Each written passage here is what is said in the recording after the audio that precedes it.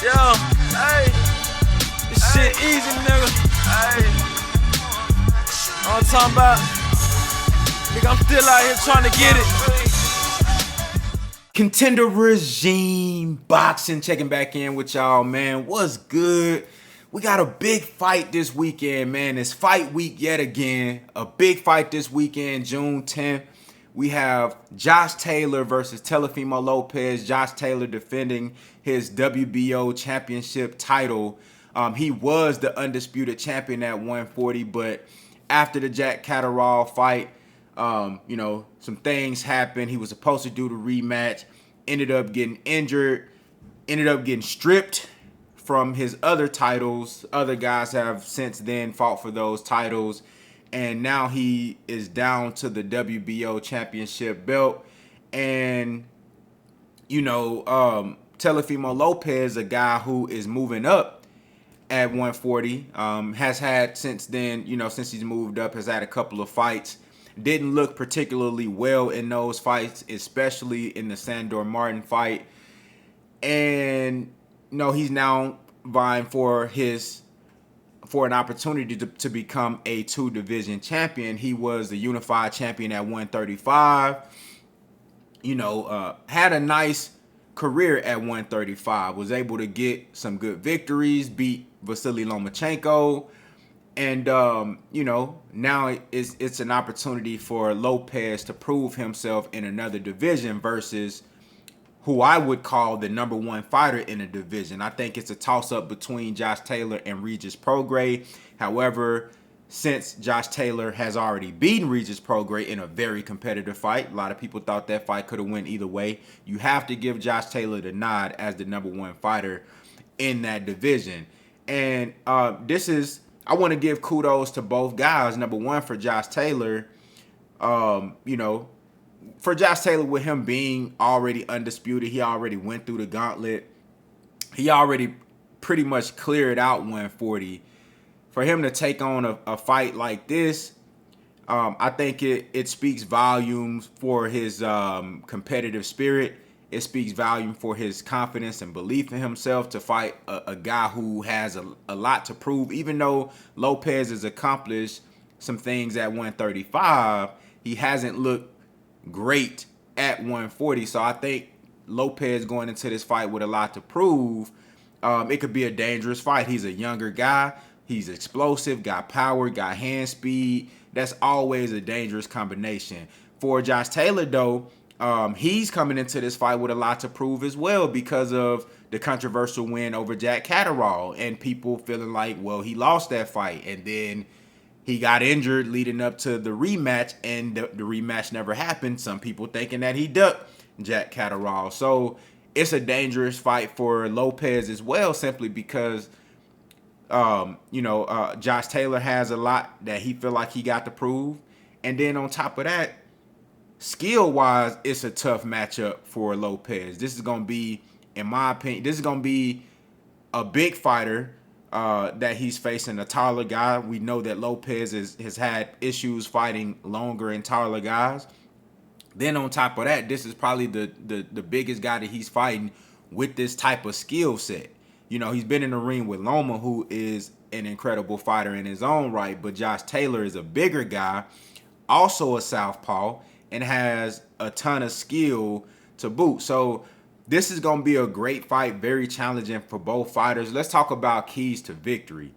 Keys to victory for Teofimo Lopez. In this fight, I'm going to be honest with you, man. Lopez going to have to be more focused than he's ever been. The same focus that he had in that Lomachenko fight, he going to have that, but on an even higher level. He going to have to be zeroed in and focused. But as far as keys to victory, though, I think Teofimo Lopez in this fight is going to have to get Josh Taylor's respect early. I'm talking about early, within the first 3 rounds. He going to have to hit Josh Taylor with something that he never been hit with before in them first 3 rounds. And even if he miss or grades them shots, he going to have to zoom one of them bitches by Josh Taylor head to where he understands, like, you know what? I had a game plan, but I'm going to switch that shit up because I'm not trying to get hit with none of them shots that young boy throwing. You feel what I'm saying? So number one, he gonna have to give Josh Taylor respect out the gate. You feel what I'm saying? Also, I would like to see Lopez go to the body more. You really don't see Lopez go to the body a lot, and I think that's due to a lack of coaching, a lack of preparation, a lack of game planning. I've always said that, he needs some extra eyes in his corner. He needs somebody else that's gonna really help him game plan.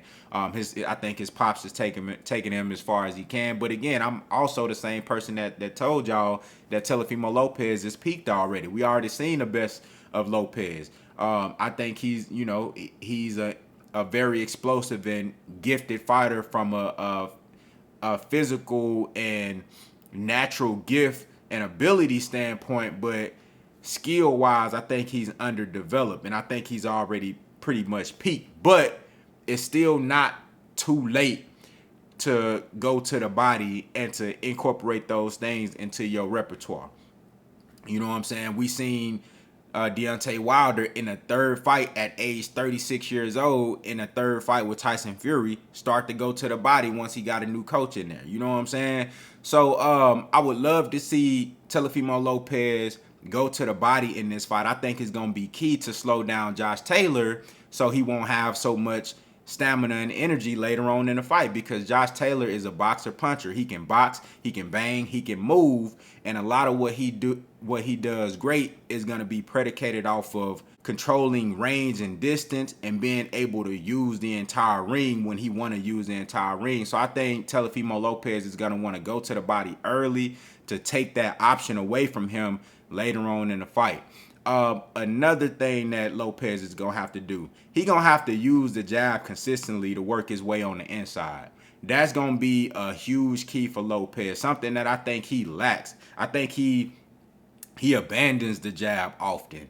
In this fight, he going to have to use that jab to work his way on the inside and bring everything behind the jab. That's going to be key. Number one, getting Josh Taylor respect early and make him change his game plan. Make him think about the shit that he thought that he was going to do coming into this fight and change that shit up. Number two, he going to have to go to the body early. You feel what I'm saying? Slow Josh Taylor down, take some of that steam off him. So in the later rounds, he going to be a little bit more stationary. And then three, he going to have to use his jab as the shorter fighter with the shorter reach. Not by much. Believe he's coming in with 68 and a half, reach. Josh Taylor like 69 and a half, close to 70, but it is still a reach disadvantage, and Taylor is a longer rangier guy who can cover more distance. So Lopez is going to have to use that jab walking forward. You feel what I'm saying? For Josh Taylor, keys to victory.